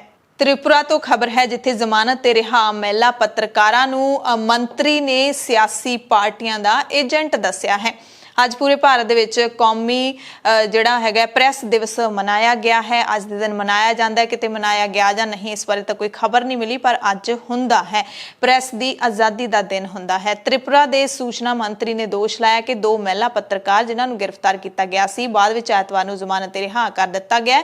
ਇਹ ਸੂਬੇ ਦੇ ਵਿੱਚ ਸਿਆਸੀ ਅਸ਼ਾਂਤੀ ਪੈਦਾ ਕਰਨ ਦੇ ਉਦੇਸ਼ ਨਾਲ ਇੱਕ ਸਿਆਸੀ ਪਾਰਟੀ ਦੀਆਂ ਏਜੰਟ ਬਣੀਆਂ ਹੋਈਆਂ ਸੀ। ਤ੍ਰਿਪੁਰਾ ਦੇ ਸੂਚਨਾ ਤੇ ਸੱਭਿਆਚਾਰਕ ਮਾਮਲਿਆਂ ਦੇ ਮੰਤਰੀ ਸੁਸ਼ਾਂਤ ਚੌਧਰੀ ਨੇ ਇਹ ਦਾਅਵਾ ਕੀਤਾ ਹੈ ਕਿ ਘੱਟ ਗਿਣਤੀਆਂ ਵਿਰੁੱਧ ਹਿੰਸਾ ਦੀਆਂ ਕਥਿਤ ਘਟਨਾਵਾਂ ਨੂੰ ਕਵਰ ਕਰਨ ਦੇ ਲਈ ਦਿੱਲੀ ਤੋਂ ਤ੍ਰਿਪੁਰਾ ਪਹੁੰਚੇ ਪੱਤਰਕਾਰ ਫਿਰਕੂ ਸਦਭਾਵਨਾ ਨੂੰ ਵਿਗਾੜਨ ਦੀ ਕੋਸ਼ਿਸ਼ ਕਰ ਰਹੇ ਸੀ। ਗਵਾਲੀਅਰ ਤੋਂ ਖਬਰ ਹੈ, ਜਿੱਥੇ ਹਿੰਦੂ ਮਹਾਸਭਾ ਨੇ ਕਿਹਾ ਕਿ ਉਹ ਹਰਿਆਣਾ ਦੀ ਅੰਬਾਲਾ ਕੇਂਦਰੀ ਜੇਲ੍ਹ ਤੋਂ ਲਿਆਂਦੀ ਮਿੱਟੀ ਨਾਲ ਨੱਥੂ ਰਾਮ ਗੋਂਡਸੇ ਦਾ ਬੁੱਤ ਬਣਾਉਣਗੇ। ਮਹਾਸਭਾ ਦੇ ਕਾਰਕੁਨ ਪਿਛਲੇ ਹਫ਼ਤੇ ਅੰਬਾਲਾ ਜੇਲ੍ਹ ਤੋਂ ਮਿੱਟੀ ਲਿਆਏ ਸਨ, ਜਿੱਥੇ ਮਹਾਤਮਾ ਗਾਂਧੀ ਦੇ ਕਤਲ ਦੇ ਦੋਸ਼ ਵਿੱਚ ਗੋਂਡਸੇ ਅਤੇ ਨਾਰਾਇਣ ਆਪਟੇ ਨੂੰ 15 ਨਵੰਬਰ 1949 ਨੂੰ ਫਾਂਸੀ ਦਿੱਤੀ ਗਈ ਸੀ। ਹਿੰਦੂ ਮਹਾਸਭਾ ਦੇ ਕੌਮੀ ਉਪ ਪ੍ਰਧਾਨ ਡਾਕਟਰ ਜੈਵੀਰ ਭਾਰਦਵਾਜ ਨੇ ਪੱਤਰਕਾਰਾਂ ਨੂੰ ਦੱਸਿਆ ਕਿ ਇਸ ਮਿੱਟੀ ਨਾਲ ਗੋਂਡਸੇ ਅਤੇ ਆਪਟੇ ਦੇ ਬੁੱਤ ਬਣਾ ਕੇ ਗਵਾਲੀਅਰ ਵਿੱਚ ਮਹਾਸਭਾ ਦੇ ਦਫ਼ਤਰ ਵਿੱਚ ਸਥਾਪਿਤ ਕੀਤੇ ਜਾਣਗੇ। ਕ੍ਰਿਕਟ ਪ੍ਰੇਮੀਆਂ ਦੇ ਲਈ ਖਬਰ ਹੈ, ICC ਚੈਂਪੀਅਨਸ ਟਰਾਫੀ ਹੈ ਜਿਹੜੀ ਉਹ 2025 ਵਿੱਚ ਪਾਕਿਸਤਾਨ ਦੇ ਵਿੱਚ ਹੋਏਗੀ।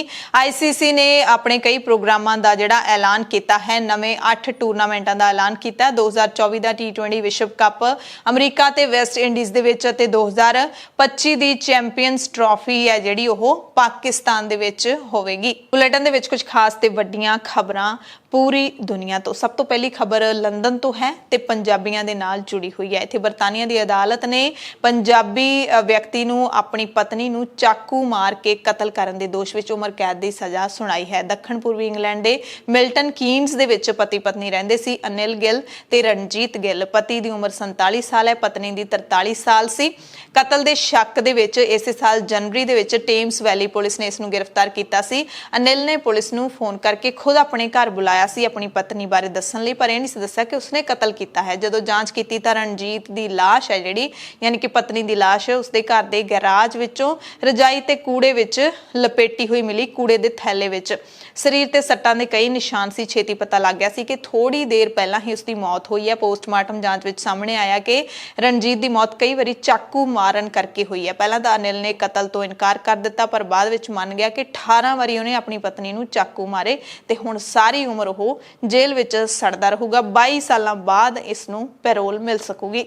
ਅਗਲੀ ਖਬਰ ਆਸਟ੍ਰੇਲੀਆ ਤੋਂ ਹੈ, ਜਿੱਥੋਂ ਸਿੱਖ ਭਾਈਚਾਰੇ ਦੇ ਲਈ ਇੱਕ ਚੰਗੀ ਖੁਸ਼ੀ ਦੀ ਖਬਰ ਹੈ। ਦੱਖਣੀ ਆਸਟ੍ਰੇਲੀਆ ਯਾਨੀ ਕਿ ਐਡੀਲੇਡ ਦੀ ਪਾਰਲੀਮੈਂਟ ਦੇ ਵਿੱਚ ਸ਼੍ਰੀ ਗੁਰੂ ਨਾਨਕ ਸਾਹਿਬ ਦੇ ਪ੍ਰਕਾਸ਼ ਦਿਹਾੜੇ ਮੌਕੇ ਪਹਿਲੀ ਵਾਰੀ ਇੱਥੇ ਸ਼੍ਰੀ ਗੁਰੂ ਗ੍ਰੰਥ ਸਾਹਿਬ ਜੀ ਦਾ ਪ੍ਰਕਾਸ਼ ਕੀਤਾ ਗਿਆ। 5 ਪਿਆਰਿਆਂ ਦੀ ਹਜ਼ੂਰੀ ਦੇ ਵਿੱਚ ਸ਼੍ਰੀ ਗੁਰੂ ਗ੍ਰੰਥ ਸਾਹਿਬ ਜੀ ਤੋਂ ਪਾਵਨ ਹੁਕਮਨਾਮਾ ਲਿਆ ਗਿਆ। ਸ਼੍ਰੀ ਗੁਰੂ ਗ੍ਰੰਥ ਸਾਹਿਬ ਜੀ ਦੀ ਪਵਿੱਤਰ ਬੀੜ ਪਾਰਲੀਮੈਂਟ ਦੇ ਵਿੱਚ ਪੂਰਨ ਮਰਿਆਦਾ ਦੇ ਮੁਤਾਬਿਕ ਲਿਆਂਦੀ ਗਈ। ਸੰਗਤੀ ਤੌਰ ਤੇ ਜਪਜੀ ਸਾਹਿਬ ਦੇ ਪਾਠ ਕੀਤੇ ਗਏ। ਕੀਰਤਨ ਦੇ ਰਾਹੀਂ ਇੱਥੇ ਪਹੁੰਚੀ ਸੰਗਤ ਨੂੰ ਨਿਹਾਲ ਕੀਤਾ ਗਿਆ। ਸਿੱਖ ਰਵਾਇਤਾਂ ਦੇ ਮੁਤਾਬਿਕ ਇੱਥੇ ਨਗਾਰਾ ਵੀ ਰੱਖਿਆ ਹੋਇਆ ਸੀ। ਸੰਗਤ ਵਿੱਚ ਵਰਤਾਉਣ ਦੇ ਲਈ ਕੜਾਹ ਪ੍ਰਸ਼ਾਦ ਦੀ ਦੇਗ ਵੀ ਲਿਆਂਦੀ ਗਈ। ਇਸ ਮੌਕੇ ਜਿਹੜੇ ਸਾਰੇ ਮੈਂਬਰ ਹੈਗੇ ਨੇ ਪਾਰਲੀਮੈਂਟ ਦੇ, ਉਹ ਗੁਰੂ ਸਾਹਿਬ ਦੀ ਹਜ਼ੂਰੀ ਦੇ ਵਿੱਚ ਨਤਮਸਤਕ ਹੋਏ। ਦੇਗ ਦੀ ਸੇਵਾ ਸਿੱਖ ਸੁਸਾਇਟੀ ਗੁਰਦੁਆਰਾ ਗਲੈਨ ਆਸਮੰਡ ਦੇ ਸੇਵਾਦਾਰਾਂ ਦੇ ਵੱਲੋਂ ਨਿਭਾਈ ਗਈ ਤੇ ਪਾਰਲੀਮੈਂਟ ਦੇ ਵਿੱਚ ਪਹਿਲੀ ਵਾਰੀ ਇਹ ਵਿਸ਼ੇਸ਼ ਸਮਾਗਮ ਖਾਸ ਤੌਰ ਤੇ ਉਦਮ ਰਸਲ ਵਾਟਲੇ MLC ਅਤੇ ਡਾਨਾ ਵਾਟਲੇ MP ਦੇ ਵਿਸ਼ੇਸ਼ ਸਹਿਯੋਗ ਦੇ ਨਾਲ ਕਰਵਾਇਆ ਗਿਆ ਤੇ ਇਸ ਜਿਹੜਾ ਆਪਾਂ ਕਹਿ ਸਕਦੇ ਕਿ ਇਤਿਹਾਸ ਰਚਨ ਦੇ ਇਸ ਕਾਰਜ ਨੂੰ ਸਿਰੇ ਚਾੜਨ ਦੇ ਲਈ ਗੁਰਜਿੰਦਰ ਸਿੰਘ ਜੱਸਰ, ਖਾਲਸਾ ਏਡ ਦੀ ਟੀਮ ਅਤੇ ਐਡੀਲੇਡ ਦੀਆਂ ਜਿਹੜੀਆਂ ਧਾਰਮਿਕ ਜਥੇਬੰਦੀਆਂ ਨੇ, ਗੁਰਦੁਆਰਿਆਂ ਦੀਆਂ ਜਥੇਬੰਦੀਆਂ ਨੇ, ਗੁਰੂ ਘਰਾਂ ਦੀਆਂ ਜਥੇਬੰਦੀਆਂ ਨੇ, ਉਹਨਾਂ ਨੇ ਖਾਸ ਤੌਰ ਤੇ ਸੇਵਾ ਨਿਭਾਈ। ਐਮਰਜੈਂਸੀ ਬੁਲੇਟਿਨ ਦੇ ਵਿੱਚ ਸਾਡੇ ਸਭ ਤੋਂ ਇਜਾਜ਼ਤ ਚਾਹੁੰਦੇ ਹਾਂ। ਤੁਸੀਂ ਸਾਰੇ ਆਪਣਾ ਧਿਆਨ ਰੱਖਿਓ, ਲੋੜਵੰਦਾਂ ਦੀ ਮਦਦ ਕਰਦੇ ਰਿਹਾ ਕਰੋ। ਧੰਨਵਾਦ।